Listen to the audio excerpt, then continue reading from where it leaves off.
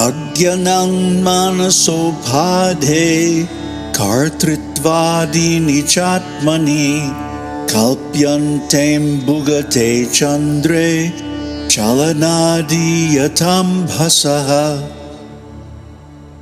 Ajnanat, through ignorance, manasopadhe, of the mind, which is an upadi, kartritvādini, agency of action, etc., cha, and Ātmani, on the self, kalpyante, attribute, ambugate, which is reflected in the water, chandre, in the moon, chalanadi, tremblings, etc., yata, just as, ambhasaha, of the water.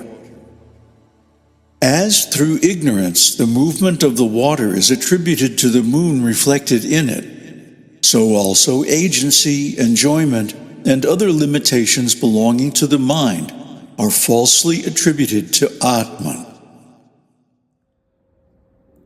So here we see the moon apparently moving in the water. And in yesterday's verse, it talked about the moon appearing to move, but actually it's the clouds that are moving. Namaste. These superimpositions are of a particular type known as context inversion. In other words, the background and the foreground are reversed or inverted. The foreground becomes the background and the background becomes the foreground. The context becomes the content. And of course, that's wrong. It's ignorant. In the instance of the moon and the clouds, the moon is actually the background, and the clouds in front are moving, and they are the foreground. The moon is the context, the moon and sky, and the clouds are the content. But when they're reversed, one assumes that the clouds are still and the moon is moving. Same thing in the water reflection example. Actually, the moon is still and the water is moving. So the reflection appears to move, but actually the moon doesn't move. Only the reflection moves. So this is a combination of identification, context reversal, superimposition, and so on. A number of mental defects combined together to produce these illusions. And you think, oh, I don't do that. Yeah, you do.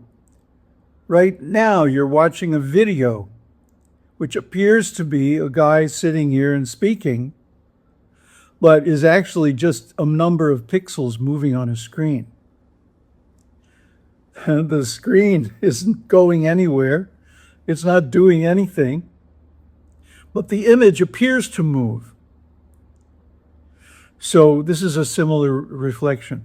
And actually, we do this all the time. We say, I am doing this. I am going here or there. I have this object. Or I am enjoying this video. Huh? No. No. In this case, the I, the real I, Brahman, is the background, the context. And the false ego, the false I, appears to be doing this and doing that. But actually, it's not doing anything because the false ego is simply a projection of thoughts, of false thoughts, that this I exists, this based on the body, this identity of individuality exists, but it doesn't really exist. It's simply speculated by the mind. It's an illusion. And earlier we talked about the Buddha's Mula Pariyaya Sutta And there's a link in the video description. You should watch it.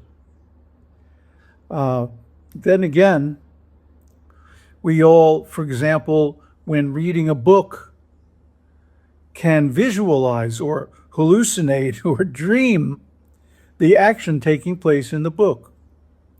Or when we see a movie, we assume that the movie is real.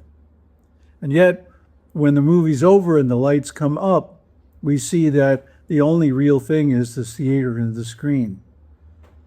And the so-called action in the film was simply photographs in sequence projected onto the screen very fast.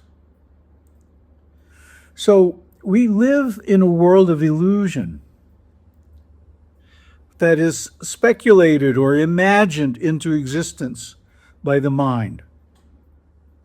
And it is actually illusion within illusion, Maya within Maya, when we generate these media items like videos and movies and so on, or even the projection of our own false egos.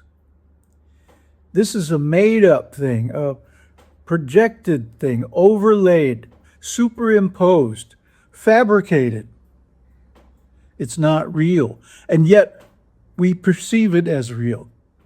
We perceive the world, for example, as the context, and all the objects and other things in the world as the content. But actually, that's completely wrong, because the world itself is imagined into existence by the mind. So this is the illusion that we live in. And then we go further and we create more illusions, stories within stories in media, books, videos, and so on.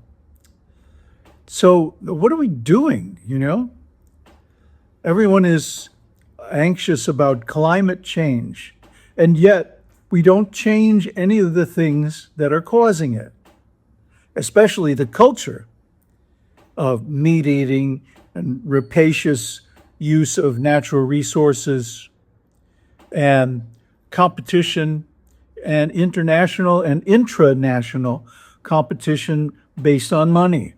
The guy who dies the richest wins. What is that? It's ridiculous. It's idiocy.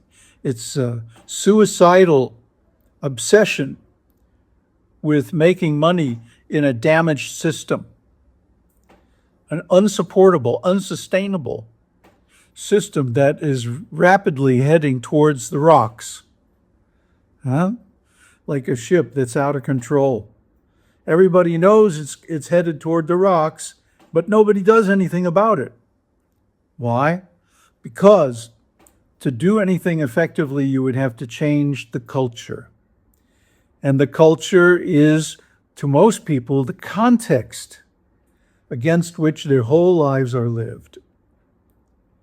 So there would be enormous resistance to changing the culture, like getting rid of meat eating and alcohol and tobacco and other drugs, and raising healthy food in decentralized farms and small gardens everywhere. And while we're at it, breaking up the big cities and creating ecologically sustainable communities in harmony with the earth and the flow of water and so on, which would right away eliminate all the flooding and, there's just so many things we would have to change. Most of all, we would have to change the culture of competition, the war of citizen against citizen, town against town, company against company, country against country. We would have to uproot this spirit of competition from the culture by spiritual education from a very early age. And of course, that's not going to happen. It's obvious and it's simple and it's the right thing to do, and nobody is going to do it.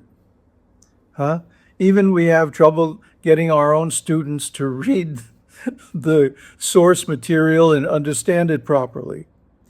And these are self-selected with specialized interests in the topic. What to speak of the general population has no idea of any of this. They just accept the background culture as the natural context, even though it's highly unnatural. So there's nothing else that we can do except prepare ourselves for individual liberation. And that is really the only strategy that makes any sense, the only game that can be won in the present situation. So let's turn our full efforts toward cultivation of self-realization. And that will save at least the people who are interested in it and motivated enough to do something about it.